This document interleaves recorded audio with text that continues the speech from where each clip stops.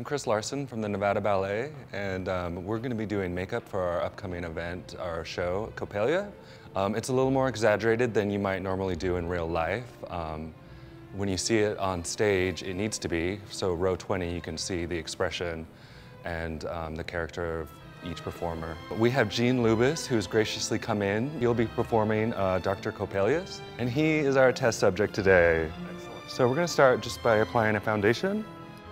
When we're performing on stage, it's important that they do eyeliner and lashes and lips and cheeks. You have to exaggerate the eyes, you have to exaggerate the mouth and the cheekbones so that people see expressions, because we don't speak in ballet. And so we tell the story through dance and through our facial expressions. MAC makeup is excellent for stage, and they have provided us with makeup. Their pigments are really great, and it's just sort of an industry standard.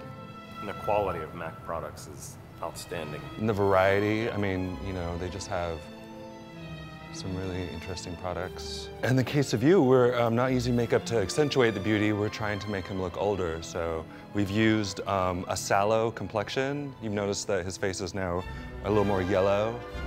It's not the rosy color that he naturally is. So we have this foundation, and we're gonna set it with a powder. So this just sets it so we can put other powders on top.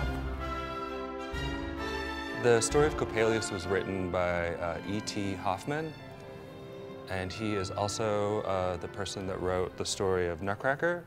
So I think you see some similar characterization in the stories, and certainly the magical elements that are in Nutcracker are a big part of Coppelius. Well, we're gonna do some wrinkles, and that is actually interesting in that it's a highlight and a low light. So a dark, we're gonna use a brown pencil to draw on a line, and we're gonna put a highlight and a low light on it to give it a dimension. So it's kind of a three-step process. Dr. Coppelius, he could be any number of years. He's seen a lot. He's been through tragedies, and he wears that on his face. Yeah, he's kind of isolated, and people think he's kind of a mystery, and he keeps to himself. And he certainly has his own world that he's created. But you're right, I think a lot of his life shows upon his face. Give you some concerned brows. And exaggerate the nose, kind of a bulbous effect. So we're going in with the highlight. Prior to a performance, when we're backstage and we're getting into the costume and into makeup, and that's what we say, as we're putting it together piece by piece, you slowly become that character. Or, an expression that is used a lot in theater is getting into character. This is just sort of a brown taupe powder, and I'm just trying to blend our lines a bit. I've gone in and highlighted a lot of the wrinkles, and I'm just sort of maybe adding a few more wrinkle lines in the dark brown again, just to add. I'm seeing some spots we can add some age. I did the red sort of low light on the cheeks, and I'm going under the brown wrinkles with a red pencil to do that same effect. Stay true to the makeup design that goes with the costumes. That's what they used. There's other things that can create that same effect, but it's the dark side of the wrinkle. But it's not as severe as using Black, right, it's not as harsh.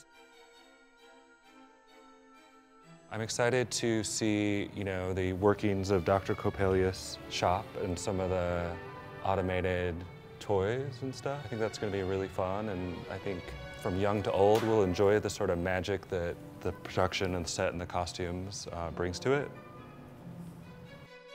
We actually have eyebrows. Along with a wig, we glue on eyebrows, but we'll just draw some in, and the eyebrows actually are really fabulously long and scraggly. Well, there you have it. Our two final steps in the creation of Dr. Coppelius is a wig it's gray and bristly, and eyebrows as well. So it really completes the transformation into Dr. Coppelius. I thank you for joining us for this little tutorial on Dr. Coppelius makeup, and we look forward to seeing you on May 9th and 10th for our production of Coppélia.